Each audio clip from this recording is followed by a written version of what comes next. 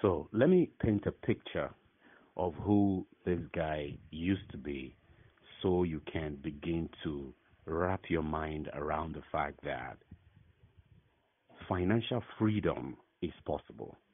Now, I grew up in Lagos in a ghetto area, and right there, the house that my mom and I could afford way back was a face me, I blow you. You know, there's face me, I face you. There's face me, I slap you. And there's face me, I blow you. Now, face me, I blow you is a house that was built to the fence of the main house, meaning there is no cross ventilation, in that there is no window at the other side. The only window in that room is the window by the door. And then it's a little fence that separates my room from the pit toilet that the whole house, is using. Now, it's so terrible that I wake up every day. Anytime you step out, I am contending with poo poo and wee wee. And if you know what pit toilet is, I mean, when it gets to the evening, the odor is my neighbor comes to the room and asks, guy Alpha, you still there here? And I say, I still do. you know, that was the squalor. In fact, we're so poor that my mom and I could not afford to paint the inside of that room. I mean, I don't need to tell you about cockroach. I have had fellowship with cockroach. I know cockroach so much that I can perceive cockroach in a room if I step in there. I don't need to tell you about rats, big fat rats, that when they are passing, it's either you wait for them to pass or you have to shakara them before they run. It was right inside that squalor, that poverty. That was where I started to look at my life and say, no, this is not how it is going to end. I deserve to live a better life than this. So, right in that smelly room, right in that poverty-stricken state, I started to dream. I started to desire. I started to work on my mind to start to tell myself the things that I was not taught in school, the things that nobody cared to inform me about. I started to read. And after reading, it was in reading I discovered that I can actually get anything I want, that tough times don't last, only tough people do. And I started to dream about the things I want to do, who I want to become, and how I want my life to be inside of that smelly room. That was where I started to dream, and everything I am being celebrated for today as an award-winning OAP, as a financial analyst, as someone who is working towards financial freedom and has helped a lot of people to attain this. All of the things I am being known for today and celebrated for today, I started to dream about them inside that smelly room. It is belief that first makes a man rich. He is rich according to who he believes he is first, not according to what he has. I say that again. It is belief that first makes a man rich. He is rich according to who he believes he is first, not according to what he has. So, if you don't know where you are going, you will not know when you get there. If the rat race were the way to becoming wealthy, we would have few poor people on earth. Many people labor endlessly and yet remain poor because they don't know how to translate their labor into wealth. Hard work must be accompanied by smart work for labor to produce the expected profit. Now, many want to become wealthy, but they don't know how. A lot of people know what they want, but don't know how to get it. If there is any issue that has caused the greatest problem for people in life, it is that of money. People who don't have it hunger and crave for it. Those who have it press for more of it. Those who don't know how to handle it end up mourning. While the lack of it has brought great sorrow to many, the hunger for it has also been the undoing of many. The love of money is a killer. It's a killer disease, likewise poverty. Many money matters are at the root of vices in the world today: robbery, assassination, corruption, prostitution, divorce among couples, and betrayal of trust in business dealings.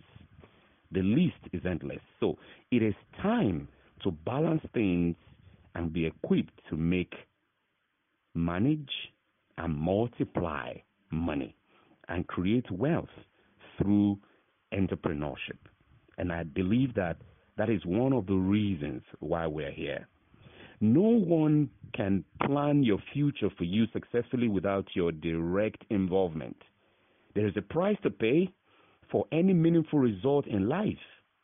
So take this training seriously and listen to these audios over and over again and begin to plan your life just the way you want it to be.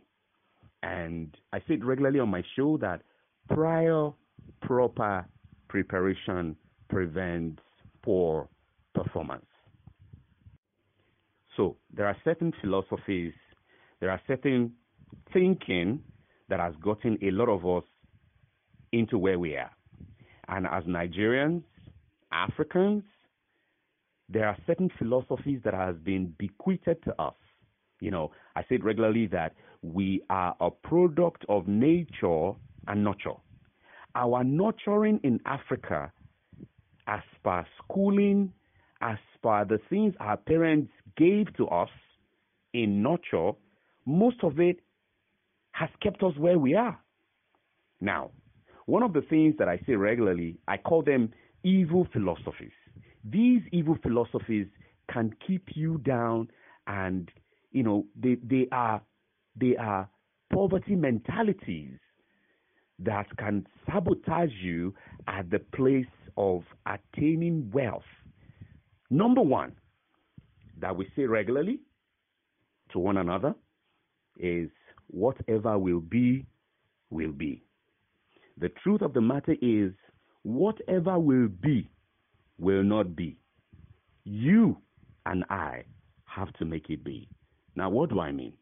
If you say whatever will be, will be. I mean, these are the things we say to ourselves. Like, look, you're taking things too serious. Calm down. It's destiny. You know, whatever will be, will be. It's not true. Whatever will be, will not be. You and I have to make it be. And how do you make it be? It's pretty simple. Very simple. You have to be creative in your thoughts. Now, take for instance, let's look at GSM. GSM has been in Nigeria now for the past 19, 20 years. Now, when they just came, you'd see that the kinds of phones that it came with were the Nokia 3310, Sony Ericsson, you know, those were the phones that it came with. And the monies with which to buy those phones at that time were very expensive. Now, they told us that, no, don't worry. In a couple of years down the line, you'll be calling someone. You'll be seeing the person you are calling, and then the person you are calling will be seeing you. You know, those of us then went like, Baba, slow down now. What are you saying? Check me out now. I'm not a toddler. I'm not a baby. I'm not putting on, diaper now. Why are you? What's this that you are saying? Are you okay? You think I'm stupid? But today, is it not happening? Now, juxtapose with the statement, whatever will be, will be. It's not true. It's a nurture of the devil that has been given to us to settle for less than we deserve. So, if you truly want something, you need to go for it. It starts with desire. Do you desire wealth? Do you desire riches? You need to desire it. Desire is the first step, because the moment your desire is high for what you're looking for, it's a matter of time. You will get it, because desire will push you to start to research. Desire will push you to want to do more. Desire will push you when others are sleeping, you are awake, reading, listening to audiobooks, attending seminars, and getting yourself in a place where whatever they are doing is not going to affect you negatively. There are people in this world that no matter how expensive first class is, that's all they will take. And they have positioned themselves for that to happen to them. Nothing just happens. You and I have to make it happen. So you need to delete that statement from your memory that whatever will be will not be. It takes you and I to make it be. The second thing I want us to look at, part of these evil philosophies that needs to be deleted from our memories, that is somehow controlling our financial life, is half bread is better than none. And, for my friends who are from Warri, Saple, Ugeli, Niger Delta, you hear at all, na winch. Now, that statement helps us to settle for less than we deserve. The truth is that half bread is not better than none. Oh no. Oh no. But if you don't know, it will keep, keeping you in the bleachers, helping you to settle for less than you deserve. To create wealth and become financially free, you need financial education. Academic and, professional education alone cannot do the job. Otherwise, you will stay trapped in the civil service or the rat race with the golden handcuffs. No financial education, no financial freedom, period. Financial education is the development of financial intelligence. It is the understanding of money and the inner workings of it. It is understanding the principles, strategies, and laws of wealth creation, entrepreneurship, and financial freedom. It is quite unfortunate that our schools and educational institutions don't teach financial education. So no one has to get to it by, anyone, including you, has to get to it by personal development through seminars like the one, the training you're going through right now, books. There are loads of books. If you're on this platform and you've not read Rich Dad, Poor Dad by Robert Kiyosaki, you've not read The Conspiracy of the Rich, you've not read Cash Flow Quadrant, you've not read The Richest Man in Babylon, you've not read The School of Money, my goodness, I don't know what you're doing. Then you are going to be poor. Because all of these people that I've just mentioned, they are great people who have made money, and they're still making money, millions of dollars. And they wrote books, and you don't care to read them. You be poor. I'm sorry, but that's the reality. Okay? So you need to get those books and read and start to bury yourself in financial education. It is very, very important. I would also, mention spiritual education. Now, to succeed in life also, one needs spiritual education because, life, the wheel of life, you cannot ignore the spiritual aspect of life and expect to be fulfilled. Truth be told, we live in two worlds, the spiritual and the physical. Guess what? The spiritual world is more real and superior to the physical world. And it also controls the physical world. The spiritual world controls the physical world. The spiritual world is the realm where events occur before they happen in the physical. And, if you're spiritually inclined and educated, you can tap into the spiritual realm to control things in the physical. We are all spiritual beings. We came from a spiritual God. And cultivating our spirit And being educated spiritually is key for success and progress in life. There are spiritual laws to learn if you want to create lasting wealth. Yeah. Do unto others as you want to be done unto you. This and many more are what you learn in spiritual education. Now, another education you need to cultivate is the personal or health education. To ignore your personal and health education and expect to create wealth is nothing but self-deception. Personal development is key to success in any aspect of the wheel of life, and it covers all areas of your person. It is knowing and developing your gifts, talents, potential, skill, expertise, uniqueness. It is making sure you keep growing holistically, and health education is also key because you need your health to create your wealth. That is why health is wealth. Now, any rich or wealthy individual you meet will tell you the importance of the health-wealth connection and educate you on their health regimen, which many don't always know exists. You need all these different dimensions of education to truly create a lasting wealth and build a global business. All the angles have to be excellently covered for it to be 7-star education. So, just before this training, about 3 hours ago, I was speaking with Josiah, and I said to him, I'm at the gym presently, and will soon be heading back home. And I came to the gym early so that I can leave early to make this training. I am taking my health seriously. Are you taking your health seriously? Despite the fact that you guys are all in the medical world, are you considering your health? Are you? So, as I said earlier, belief is what first makes a man rich.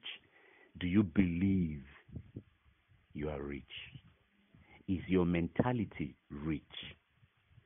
Once you can take care of the things your mind is minding, especially in the area of your finances, then you are qualified to be rich. Be very careful the things you think about. Because of nurture, this part of the world, we are not bothered about the things that our mind is thinking about. We allow our minds to wallow. But the truth of the matter is, it is how rich your mentality is. That is what creates your reality. Do you have a rich mentality? Because money that a lot of people are running after, you're not supposed to be running after money. You're not supposed to be running after success. You're not supposed to be running after a life of abundance. All of these things are supposed to be running after you by the person you are becoming on a daily basis. So who are you becoming? Who are you becoming? Who are you right now? Are you the type that can do anything for money? You lack value? You lack character? You lack integrity? It's just a matter of time. Even if you get the money, it will walk away from you because of the kind of life or lifestyle that you have for you right now. So, the other day, someone who we had done business together a while ago called me and said, my doctor, please, I don't know, I just got this 3.5 million now, and I don't know what to do with it. Please, what can you help me do with it? And I was saying, 3.5. And then the man said, you know what, sir, let me transfer it to you. When you are done thinking, let me know. Now, why is this man so confident? We had done business in the past, and exactly what I said I was going to do was what I did. He saw integrity, he saw character, He saw truthfulness. I did not cheat him. What I said he would get was what he got, and there was always steady report of how the business is doing. So at this time, he's ready to even trust me with a lot more. So who are you becoming on a daily basis? It is very, very important. In fact, this is the most important aspect of this training, your mindset. This is a mind wash that gets you to sit down with yourself and do a self-evaluation. Who am I? The kind of life you're living right now, is it the kind of life that would make you wealthy? What are you doing now that in the next 10 years you will be financially free? If you are doing nothing, if money is your problem now and you are doing nothing about it, in the next 5-10 years, money will still remain your problem. And I'm not saying this because I'm trying to curse you or something. No, I'm helping you to see the reality of the futility of what you are doing to yourself. So it is time to try another way. It is time to begin to do it right. It is time to not look at your employer and think that your employer's business is to make you rich and wealthy. No, hell no. It's never going to happen. Before we go into the 5 ways that passive income is generated, lastly, I want to talk about why you should move from employee to employer and from employer to a business owner and an investor. Now, these are the 4 cash flow quadrants talked about by Dr. Robert Kiyosaki, famous author of Rich Dad, Poor Dad. All right? Salary is slavery. And I believe that with the whole of my heart. I believe that. This is why I will forever, talk people out of salary mentality to income mentality. You need to leave salary mentality to income mentality. Very, very important. Right? So, moving from salary to income. Okay? Do you know that even if you work for as long as you can and get all the titles and perks, you still can't hand over your job or your position to your children because you don't own it? The quality or beauty of the handcuff, that's the golden handcuff, which is salary, is useless as long as it is tying you up. And a handcuff is a handcuff whether it is golden or not. So, moving from salary to income, job seeker to job creator, employee to employer, and business owner and investor is a step that everyone must take. Now, one question and an argument, that my critics always ask and bring to the table is, must everyone be a businessman or woman? What if one is not cut out for business? And if everybody is doing business, who will be working for them? You've heard that paid employment is a vehicle for wealth creation, though with limitations. And you have also heard that corporate executive is also a place that produces wealthy people, also with limitations. Now, whether it is paid employment or corporate executive level with official house, official car, official trips, it all ends the day you stop working. Are you aware? And all falls under earned income status, which is the lowest level to operate from. And I'm just trying to help you see better and more clearly. You can't hand it over to your children. After you retire, you will want to start something on your own. So why wait to be retired and too tired physically, mentally, emotionally, and you can continue to start something when you can do it earlier. Now, I don't believe everybody must be a businessman or start their own business. Definitely not.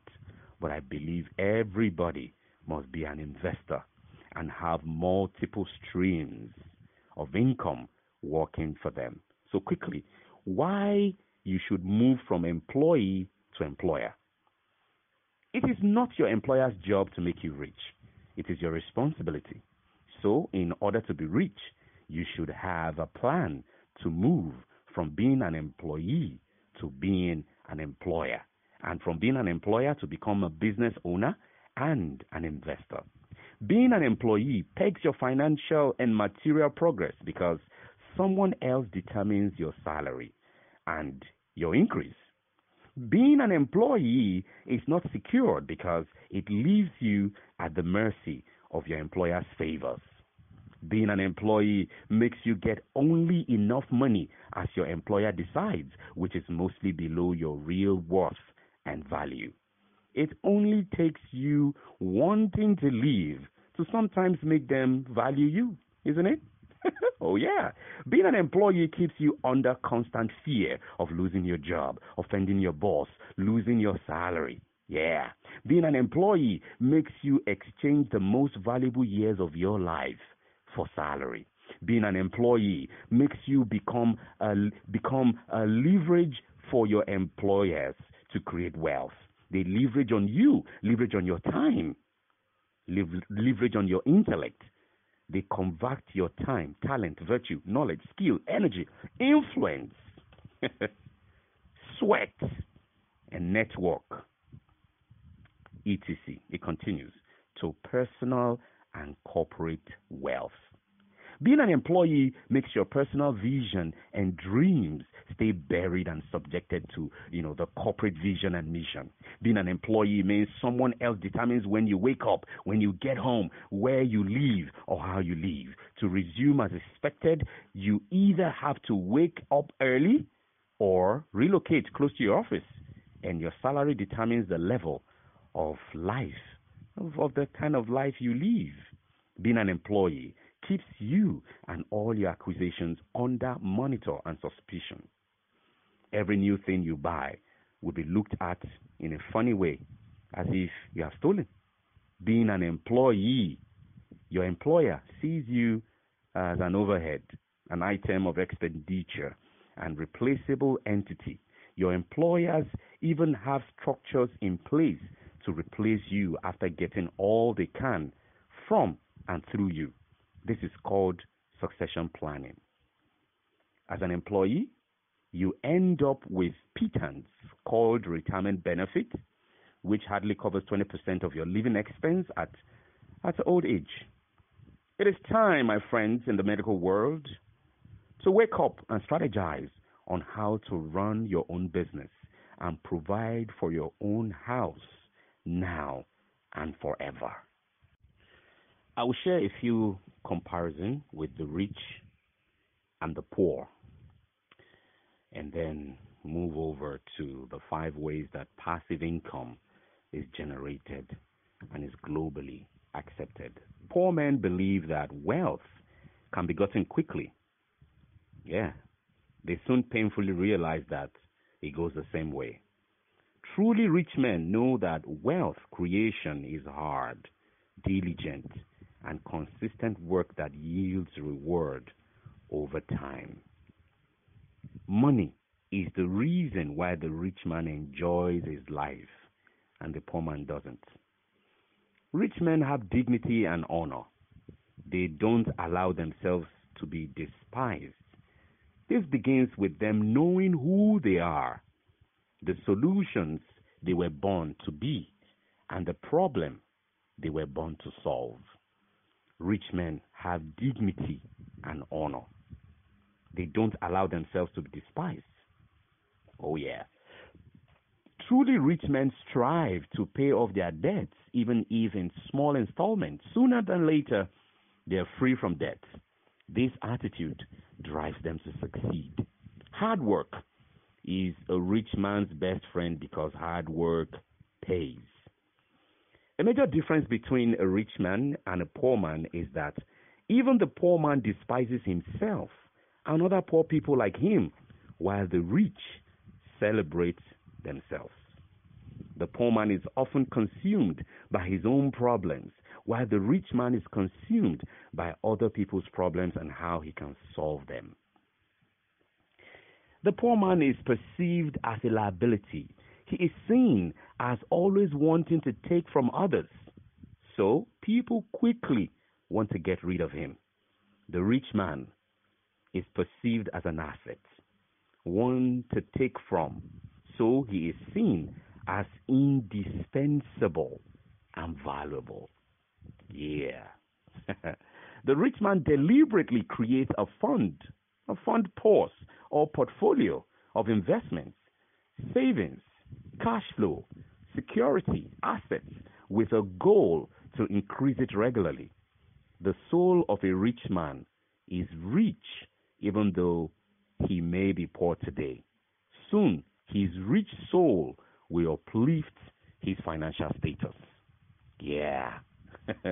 Now let me go back and expatiate a little bit on what I just said earlier. The rich man deliberately creates a fund purse or a portfolio of investment, savings, cash flow, security, assets with a goal to increase it regularly.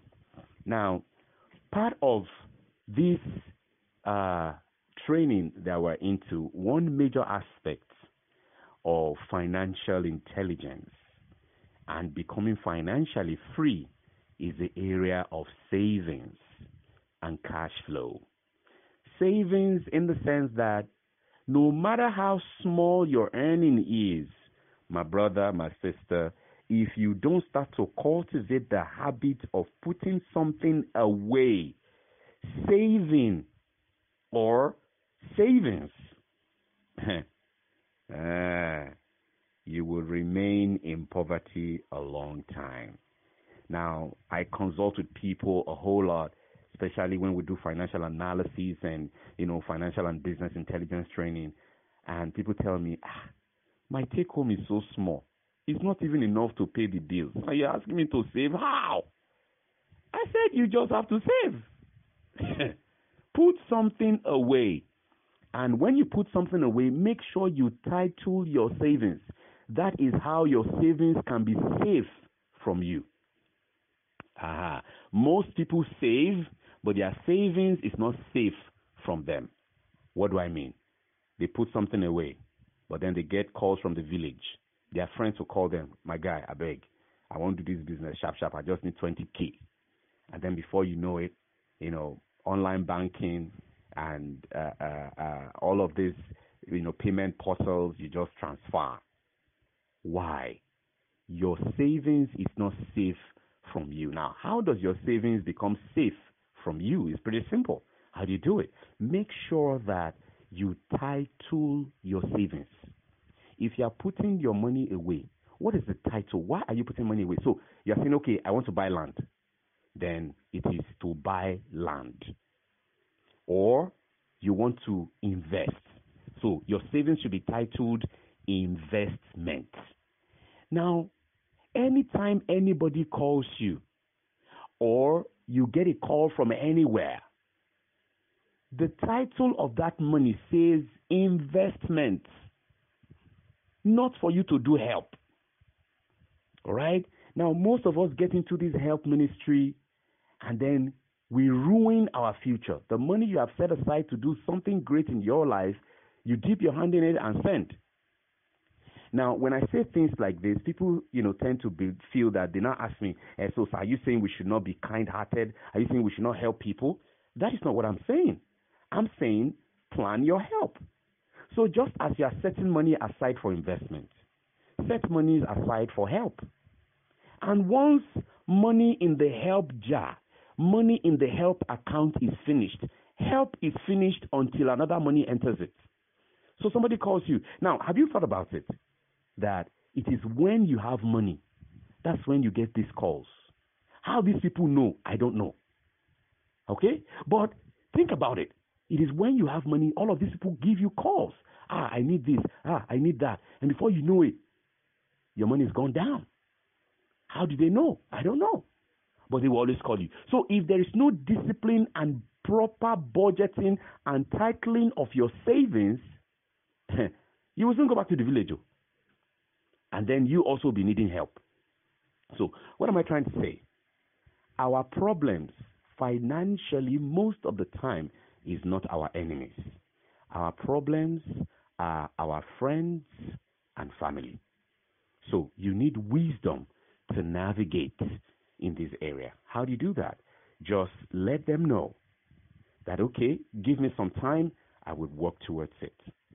Give me some time. Oh, right now, I don't have anything, in my help jar, in my help account. But give me some time. I will work towards it and I'll let you have it. Now, you see that most of the time, those people don't get to call you back. And then your money is safe. Work towards savings and making sure that you have something you are doing on the side that is going to be creating a regular cash flow for you. So there's the final aspect. I want to quickly talk about the 5 ways that passive income is generated and is globally accepted. I'm trying to run it through my head and how to compress all of this so that I don't take too much time. Now, passive income, if you look at the dictionary meaning of passive, it means inactive. All right. So the opposite of passive is active. Your JOB is active income. All right. Yeah. So passive income is an income you get that you get involved with maybe once and then it keeps generating income, whether you are there or you are not there. Now, the beautiful thing is if you are going to be rich and wealthy, this is the place to be. Passive income is what you should be working towards. Now, there are 5 ways that passive income is generated and is globally, accepted. Number 1 way that passive income is generated is real estate. Real estate is what we all know. Real estate is where the real money is, if you ask me. All right. Real estate, you buy land and people are, renting the land to do 1 or 2 things and they're paying you rent. The rent that you're being paid is a passive income. You build a house.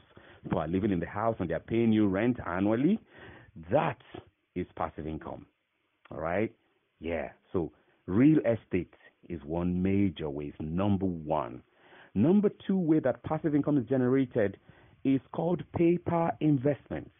What are paper investments? Paper investments are investments that you make and all you get at the end of the day is a paper stating that Mr. XYZ has done business with this company to the tune of so and so amount, and at the end of so and so time is going to be getting XYZ amount of money. Paper investment. Example are treasury bills, stocks, bonds, shares, all of that. And, one thing that readily comes to mind, I don't know if any one of you remember those times that they were selling shares in Nigeria. Nigerian banks were consolidating and they were selling shares. I don't know if anyone bought shares. I also bought at that time, and I bought 20,000 naira worth. And I was feeling so cool, so excited with myself. I was feeling so good. And I thought that was it. Would you believe that after 2 years, the first year they said they would give bonus to all of their shareholders. So if you own 1,000, shares, 1,000 units, you will get 1,000 units, all right, extra. And, I said, who needs bonus? Let's have this money, man. And then the following year they said, yeah, I got a message because by then I'd opened my CSCS account. I was ready. I'd done everything my broker asked me to do. I was ready for the money. I felt that, look, let these investments start to roll in return on investment. And lo and behold, I got a message and they said, yes, the money, my check was ready. I needed to come to Marina to come and collect. I quickly rushed down. And when I got there, what I got, I was astounded. For a 2 years investment, 20K, it was Access Bank then that I bought. What I got was my return on investment for 2 years was 1,500. I was disappointed. I felt bad. And I was there perplexed and I was like, what the hell? Is this the investment that they talked about? This is rubbish. And while I was there perplexed and feeling sad, feeling depressed, the guy that was behind me stepped out and also checked his check. And right there, I looked at his face and he smiled. And he put a call through immediately to his friend. And he said, in Yoruba, that Benga, she range here, show you one more buying, meaning that range, is it still in your premises? Probably he had checked a car before. And I guess the guy said yes. And the next thing he said was, look, drive it to my compound now. I looked at the guy and said, bros, what happened to you did not happen to me. Please, help me look at this, my check. How come I'm getting this? Then he looked at it and asked me, how much did you invest? I said 20K. He said, that's why you have this one now. And he walked away. Now, the difference between him and I invested in thousands. Returns came back to me in thousands. That guy invested in millions. So returns came back to him in millions. So, number one way that passive income is generated, I would say earlier, is real estate. Number two way is paper investment. Number three way that passive income is generated is called intellectual property. Intellectual property. Every human being on earth that is created by the Almighty God, He sent them down here with something. So you have something upstairs. So what are intellectual properties? You write a book, it's an intellectual property. It came from your head. So you get paid for it. You sang a song. Well, the song has to blow before you get paid for it. Oh, yeah. You made a discovery and people are making use of that discovery. You will get paid for it. How many of us know that H2O that is being marketed by Pepsi is a brainchild of 50 Cent? Yes, 50 Cent, the rapper. H2O drink. So for every bottle that you drink, there is a certain percentage that is going to 50 Cent on a daily basis. Intellectual property. There is nobody God sent here that doesn't have something. But because of nurture, our intellectual property base has been swept under the carpet. Everybody wants a white-collar job. Everybody wants to work in the oil and gas, in the hospitals, being referred to as a medical doctor or a nurse, and all of that. And you are broke. How about that thing that you have grace in? What are you doing about it? I say it regularly that if you function outside of where you have grace, what you get is disgrace. Oh, yeah. So that's number three. Remember, number one, we're talking about 5 ways that passive income is generated and is globally accepted. Number 1 is real estate. Number 2 is paper investments. Number 3 is intellectual property. Number 4 is automated business. Automated business are businesses built on systems. If you write system vertically, that's SYSTEM. It means saving yourself time, energy, and money. Saving yourself time, energy, and money. That's a system. Now, a perfect example of automated business are all our telcos. MTN, Nine Mobile, Glow, they are automated businesses. They are built on a system and they just run. ShopRite is an automated business. All right. Now, but before you can invest in automated businesses, you need big money. How many of us are aware that Ikeja City Mall, where you have ShopRite, 60% of it is owned by Jagaban. If you don't know who Jagaban is, just ask your neighbor. All right. And are you aware that the first day that Ikeja City Mall ICM opened for business, first day, the sales they made at ShopRite was what ShopRite Lekki makes in 3 months. Automated business. A certain young man in Nigeria, he's a mentor of a friend of mine, invested in MTN, a telco, Way back then, MTN was looking for 200 million. They were in dire need of 200 million. A lot of people had the money, but most of them were skeptical of our nascent democracy, and they were worried. They said, no, it won't work. Everybody was keeping what they had. But this young man said, you know what? I'll risk it. All he had was 100 million. And he leveraged, on his assets. The houses he owned, everything, he brought it. And two banks lent him 50 million naira each. And he took the 200 million and gave to MTN. Ladies and gentlemen, as at 2016,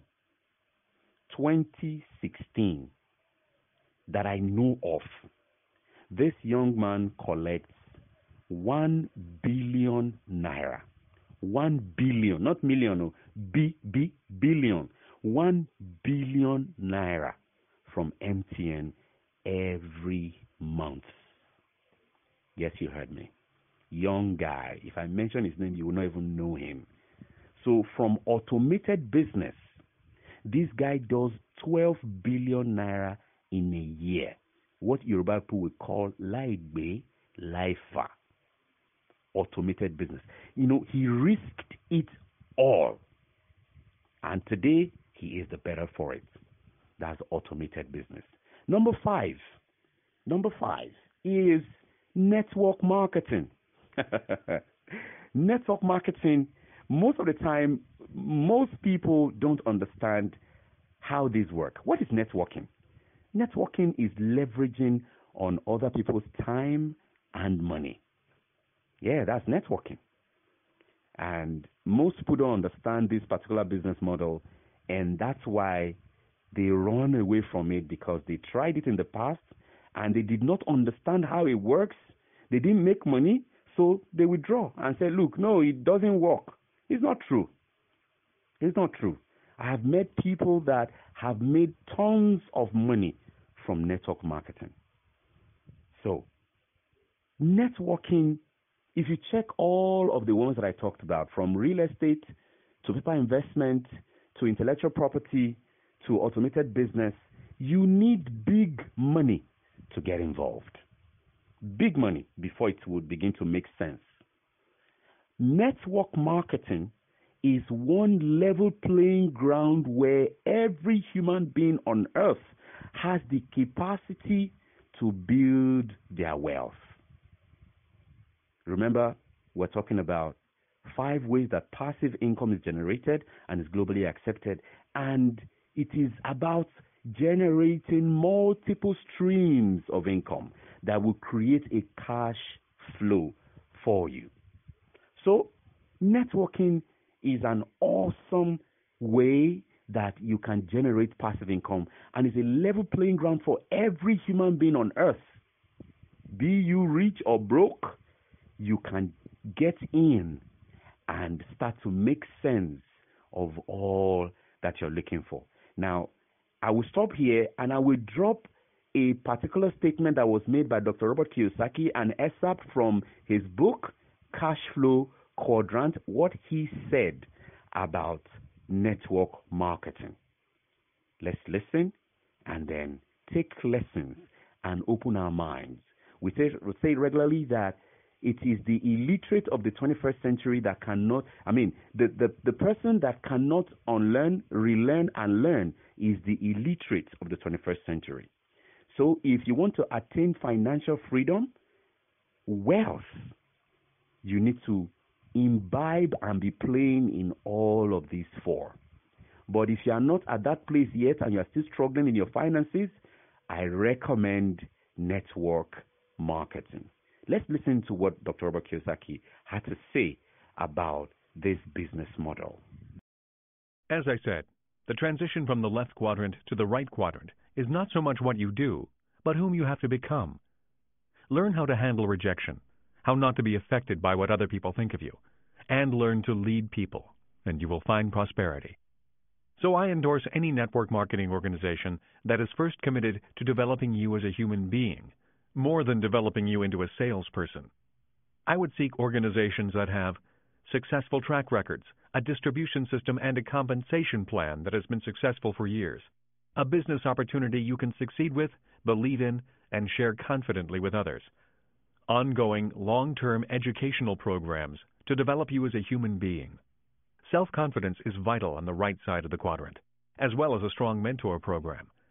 You want to learn from leaders, not advisors. People who are already leaders on the right side of the quadrant and want you to succeed. And finally, I'd choose an organization that has people you respect and enjoy being with.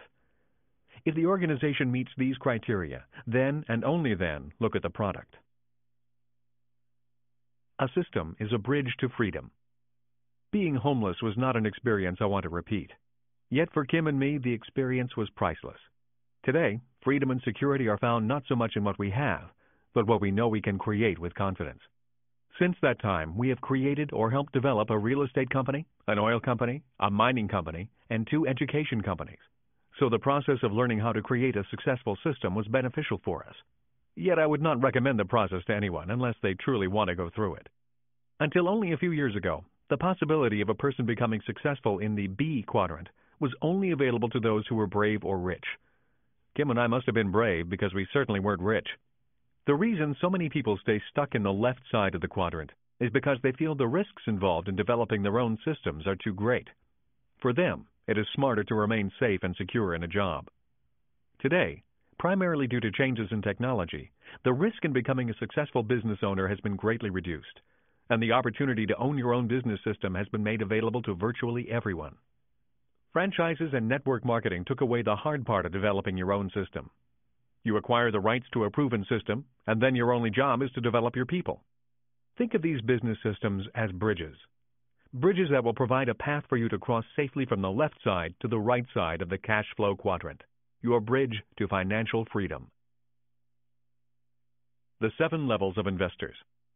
My rich dad once asked me, "What is the difference between a person who bets on horses and a person who picks stocks?" "I don't know," was my response. "Not much," was his answer. Never be the person who buys the stock. What you want to be when you grow up is the person who creates the stock that brokers sell and others buy. For a long time, I did not understand what my rich dad really meant. It was not until I started teaching investing to others that I really understood the different types of investors.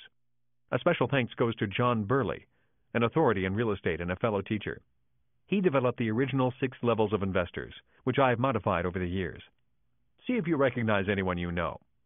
Using this identification method in concert with the cash flow quadrant will allow you to understand the world of investors and learn how you can change your own attitudes and investment future.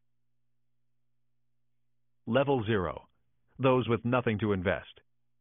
These people have no money to invest. They either spend everything they make or spend more than they make. There are many rich people who would fall into this category because they spend as much or more than they make.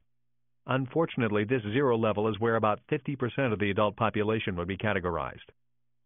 Level 1. Borrowers.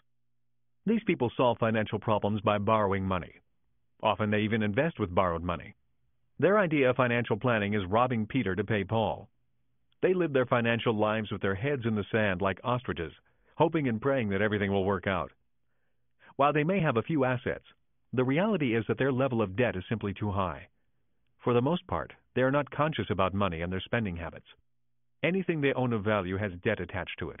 They use credit cards impulsively and then roll that debt into a long-term home equity loan so they can clean up their credit cards and then start charging again. If the value of their homes goes up, they borrow on the equity again or buy larger and more expensive homes. They believe the value of real estate only goes up. The words low down, easy monthly payments has always drawn their attention. They often purchase depreciating toys or doodads such as boats, swimming pools, vacations, and cars with those words in mind. They list these depreciating toys as assets and go back to the bank for another loan and wonder why they get turned down. Shopping is their favorite form of exercise. They buy things they don't need, saying to themselves, "Oh, go ahead, you deserve it," or "You're worth it," or "If I don't buy it now, I may never find it again at such a great price." They think spreading debt over a long period of time is smart, always kidding themselves that they'll work harder and pay off their bills someday. They spend everything they make and then some. If they have money, it gets spent. If they don't have the money, they borrow it. When asked what their problem is, they will say they just don't make enough money. They think more money will solve the problem. No matter how much they make, they only get deeper into debt. They fail to see that the problem is not necessarily income or lack of it, but rather their money habits. They often argue with loved ones about money, emphatically defending their need to buy this or that. They live in complete financial denial, pretending that miraculously their money problems will someday disappear, or they pretend they will always have enough money to spend on whatever they desire. This level of investor can often look rich. They may have big houses and flashy cars, but if you check, they buy on borrowed money. They may also make a lot of money, but they are one professional accident away from financial ruin. Another way to become a B, business owner, is through franchises. Another way to learn about systems is to buy a franchise. When you buy a franchise, you are buying a tried and proven operating system. There are many excellent franchises. By buying the franchise system instead of trying to create your own, you can focus on developing your people. Buying the system removes one big variable when you are learning how to be a B, business owner. The reason many banks will loan money on a franchise and not to a small startup business is because the banks recognize the importance of systems and how starting with a good system will lower their risk. A word of caution if you buy a franchise. Please do not be an S, self-employed, who wants to do your own thing. If you buy a franchise system, be an E, employee. Just do it exactly the way they tell you to do it. Nothing is more tragic than the courtroom fights between franchisees and franchisors. The fights occur usually because the people who buy the system really want to do it their way, not the way the person who created the system wants it run. If you want to do your own thing, then do it after you've mastered both systems and people. The final way to become a B, business owner, is through network marketing, also called multi-level marketing or direct distribution systems. Just as with franchises, the legal system initially attempted to outlaw network marketing, and I know of some countries that have succeeded in outlawing or severely restricting it. After I began researching network marketing, I found that there were many people who were sincerely and diligently building successful network marketing businesses. When I met these people, I saw the impact that their businesses had on other people's lives and financial futures. I began to truly appreciate the value of the network marketing system. For a reasonable entry fee, often around $200, people can buy into an existing system and immediately start building their businesses. Due to the technological advances in the computer industry, these organizations are totally automated, and the headaches of paperwork, order processing, distribution, accounting, and follow-up are almost entirely managed by the network marketing software systems. New distributors can focus all their efforts in building their businesses through sharing this automated business opportunity instead of worrying about the normal startup headaches of small businesses. One of my old friends who did more than $1 billion in real estate in 1997 recently signed on as a network marketing distributor and began building his business. I was surprised to find him so diligently building a network marketing business because he definitely did not need the money. When I asked him why, he explained it this way. I went to school to become a CPA, and I have an MBA in finance. When people ask me how I became so rich, I tell them about the multi-million-dollar real estate transactions I do and the hundreds of thousands of dollars in passive income I receive each year from my real estate. I then notice that some of them withdraw or shy away. We both know that their chances of doing multi-million-dollar real estate investments like I do are slim to none. Besides not having the educational background, they do not have the extra capital to invest. So I began to look for a way I could help them achieve the same level of passive income I developed from real estate, without going back to school for 6 years and spending 12 years investing in real estate. I believe network marketing gives people the opportunity to build up the passive income they need for support while they learn to become professional investors. That is why I recommend network marketing to them. Even if they have little money, they can still invest sweat equity for 5 years and begin to generate more than enough passive income to begin investing. By developing their own businesses, they have the free time to learn and the capital to invest with me in my bigger deals. My friend is now doing as well in his network marketing business as in his investment business. He told me, I did it initially because I wanted to help people find the money to invest, and now I'm getting rich from a whole new business. And that's why today I recommend people consider network marketing. Many famous franchises cost $1 million or more to buy. Network marketing is buying a personal franchise, often for less than $200. I know much of network marketing is hard work, but success in any quadrant is hard work. From my research into network marketing, I found 2 important things you can learn through their programs that are essential in becoming a successful B, business owner. To be successful, you need to learn to overcome your fear of being rejected and to stop worrying about what other people will say about you. So many times I've met people who hold themselves back simply because of what their friends might say if they did something different. I know because I was the same way. And you need to learn to lead people. Working with different kinds of people is the hardest thing about business. The people I have met who are successful in any business are those who are natural leaders. The ability to get along and inspire people is a priceless skill, a skill that can be learned. When I was in high school, my rich dad told his son and me that he had lost a company when he was in his 20s. That was the best and worst experience of my life, he said. As much as I hated it, I learned more by repairing it and eventually turning it into a huge success. Knowing that I was contemplating starting my own company, Rich Dad said to me, "You may lose 2 or 3 companies before you build a successful one that lasts." He was training Mike, his son, to take over his empire. Because my dad was a government employee, I was not going to inherit an empire. I had to build my own. Rich Dad always said, "We learn the most about ourselves when we fail, so don't be afraid of failing. Failing is part of the process of success. You cannot have success without failure." So unsuccessful people are people who never fail. Maybe it was a self-fulfilling prophecy, but in 1984, the company that went down was my 3rd company. I had made millions and had lost millions and was starting all over again when I met Kim. The reason I know she did not marry for my money is because I did not have any money. When I told her what I was going to do, build company number 4, she did not back away. "I'll build it with you," was her reply, and she was true to her word. Along with another partner, we built a business system with 11 offices worldwide that generated income regardless of whether we worked. Building it from nothing to 11 offices took 5 years of blood, sweat, and tears, but it worked. Both dads were happy for me and sincerely congratulated me. They had both lost money in my previous experiments at starting companies. When my rich dad began teaching me about becoming a B, business owner, there was only one kind of business. That was big business, a major corporation that usually dominated the town. In our town in Hawaii, it was the sugar plantation that controlled virtually everything, including the other big businesses. As I started high school, we began to hear about a thing called franchises, but none had come to our little town.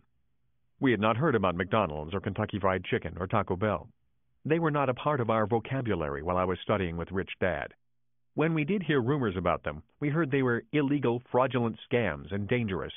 Naturally, upon hearing those rumors, Rich Dad flew to California to begin checking franchises out rather than believing the gossip. When he returned, all he said was, "Franchises are the wave of the future," and he bought the rights to 2 of them. His wealth skyrocketed as the idea of franchises caught on, and he began selling his rights to other people so they could have a chance at building their own businesses. When I asked him if I should buy one from him, he simply said, "No. You've come this far in learning how to build your own business system. Don't stop now. Franchises are for people who do not want to build or do not know how to build their own systems. Besides, you don't have the $250,000 it takes to buy a franchise from me."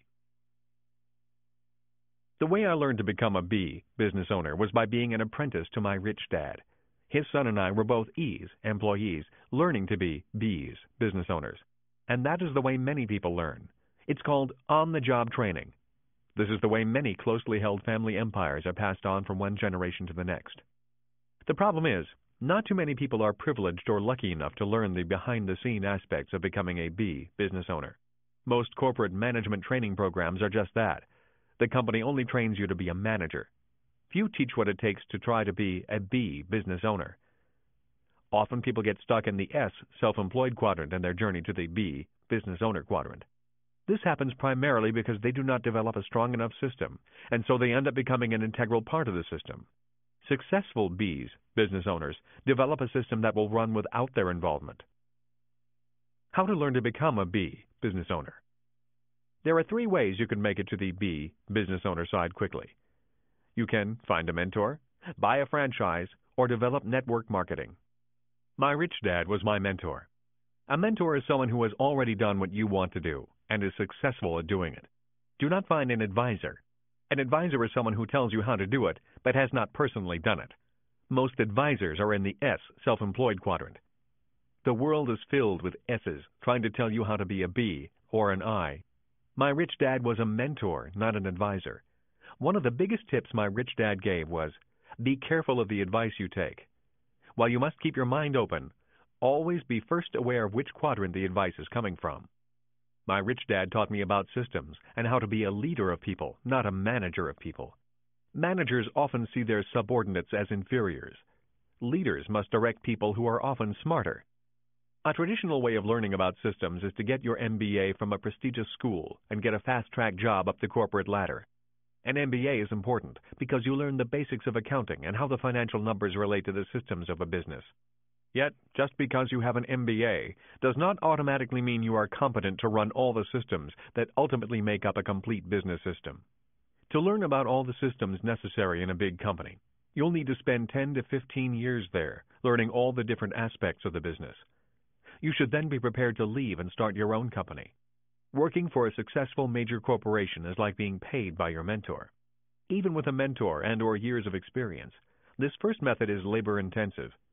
To create your own system requires a lot of trial and error, upfront legal costs, and paperwork. All of this occurs at the same time you are trying to develop your people.